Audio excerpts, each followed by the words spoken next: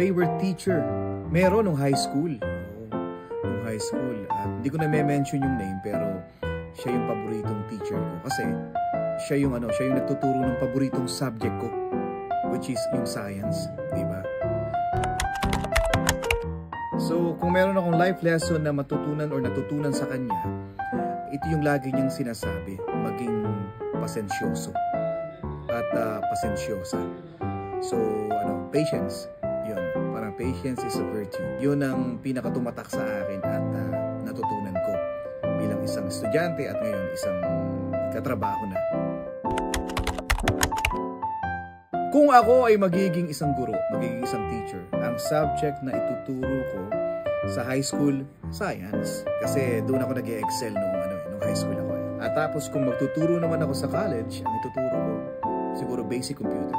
Kaya sa mga teachers natin, sa mga guro natin na matagumpay at gumagabay sa atin, ako po si Papa Obet ng Barangay LS 97.1 na bumabati po sa inyo ng Happy Teachers Month.